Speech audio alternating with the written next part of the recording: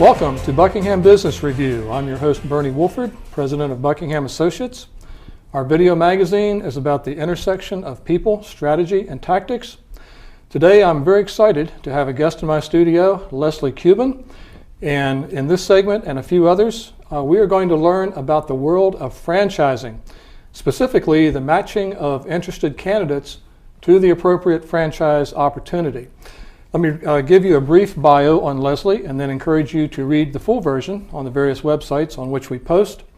Leslie is with FranNet, and she's been a consultant since 1999. She provides education and support to individuals who are interested in owning franchise businesses. She has helped more than 240 people make the transition from corporate life to business ownership. And she credits her personal experience as a franchise owner with giving her the perspective to help clients find the quality of life that they want. And so, as I said, I'll encourage you to go and read the rest of Leslie's very impressive bio. But as always, when we have the real thing in the studio, we want to quickly get to our guest. Leslie, welcome to Buckingham Business Review. Thank you for having me. Let's begin with the first most important question. Why don't you tell us a little bit about your business, FranNet? Who are you guys? What is your niche in the marketplace? Sure. And thank you for having me. My pleasure. FranNet we're a company that's been around for 25 years, and we are a franchise organization ourselves, and I am a franchisee of FranNet, and I like everyone to know that I drink my own Kool-Aid every day. You live, drink, and breathe franchise. I do. I pay the franchise fees and the royalties just like everybody else that I help learn about franchising does. Very good.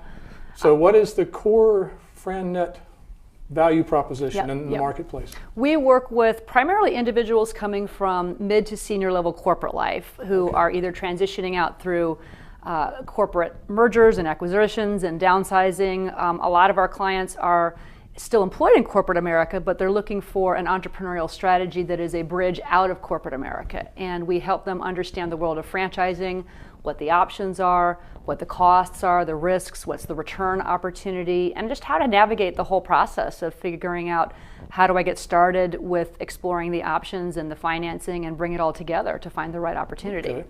So I'm hearing a little bit of coaching, a little bit of opportunity exploration, a little bit of what am I good at, what would I not be so good at? So you're blending all those things into the FranNet service, it sounds. Very good. Well, when I close my eyes, as many of our viewers, I'm sure, and think franchising, fast food naturally comes to mind, but I know that there are thousands and thousands of franchise opportunities. Some maybe certainly I will be hearing about for the first time, as will our viewers. What are, on a scale of 1 to 10, what are the breadth and depth of franchising opportunities? It's really fascinating to see what a large universe exists in the world of franchise opportunities outside of food and automotive, like as you said. Just a few examples that you might find interesting. We did a lot of work last year and continue to do work with a company in language translation services that is franchised. Interesting. I'm working right now with a company that is a private academy, a alternative to homeschooling for kids that is a franchised organization. There's an interesting franchise in corporate security and risk management.